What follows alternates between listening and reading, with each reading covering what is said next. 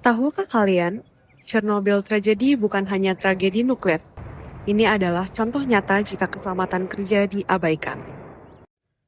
Tanggal 26 April 1986, eksperimen dilakukan pada reaktor 4 pembangkit listrik tenaga nuklir Chernobyl. Tujuannya untuk mengetahui berapa lama turbin yang melambat setelah dimatikan masih bisa mengalirkan listrik ke pompa air pendingin jika tiba-tiba terjadi pemadaman total. Eksperimen ini bukan yang pertama. Sebelumnya sudah gagal 3 kali, namun karena tekanan dari atasan, uji coba tetap dipaksakan untuk keempat kalinya. Dan disinilah bencana dimulai. Reaktor diturunkan hingga hanya 25% tenaga, sistem pendingin darurat justru dimatikan, petugas shift malam yang menjalankan eksperimen tidak diberi pengarahan yang memadai. Berikut adalah faktor yang menjadi akar penyebab Chernobyl tragedy. Pertama, rancangan eksperimen yang buruk. Pada percobaan ini, daya yang mengatur seberapa kencang reaktor diturunkan hingga 20%, sekitar 700 sampai 1000 megawatt. Ketika eksperimen akan dimulai, tiba-tiba ada permintaan dari pengatur jaringan listrik di Kiev untuk menunda eksperimen karena membutuhkan daya listrik dari PLTN Chernobyl. Namun, reaktor dibiarkan menyala. Zat xenon 135 mulai menumpuk sehingga daya reaktor terus-menerus menurun. Selain itu, desain batang pengendali juga buruk karena terbuat dari grafit untuk modal lebih murah, yang jika dipaksa berhenti akan ada lonjakan. Kedua, minimnya pengetahuan mengenai prosedur.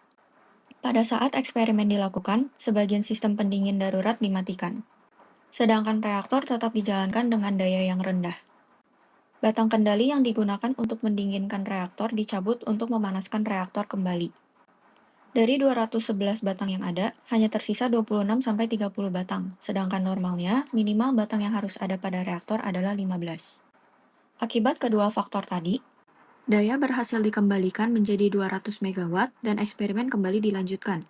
Turbin dimatikan, namun air dalam turbin menguap dan membuat daya reaktor naik tidak terkontrol.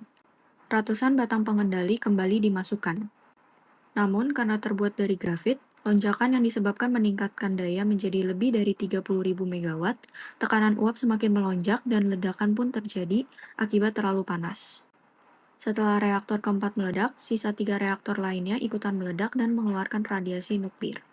Dari tragedi Chernobyl, terdapat 31 jumlah korban meninggal langsung dan korban tidak meninggal langsung diperkirakan mencapai 4.000 jiwa yang disebabkan karena sindrom radiasi akut hingga kanker tiroid. Dari segi psikologis, beberapa orang mengalami stres hingga PTSD. Dampak dari segi lingkungan, radioaktif yang terdapat di tanah masih berpotensi untuk mencemari lingkungan, serta dari segi sosial, jaringan komunitas banyak yang hancur. Kemudian dari segi pemerintahan, banyak perubahan kebijakan yang terjadi, salah satunya adalah pemerintahan harus menjadi lebih terbuka. Terdapat beberapa tindakan penanggulangan yang telah dilakukan. Yang pertama, emergency response, yaitu mengarahkan bala bantuan dan bangkai reaktor disegel sementara. Yang kedua, melakukan pembersihan dengan membersihkan puing-puing serta rehabilitasi. Kemudian yang terakhir, melakukan perubahan kebijakan nuklir serta peraturan pembangunan PLTN diperketat. Agar tragedi serupa tak terulang, budaya K3 harus ditegakkan dari awal hingga akhir. Patuhi prosedur, kaji resiko, dan utamakan keselamatan. Karena satu kelalaian bisa hancurkan segalanya.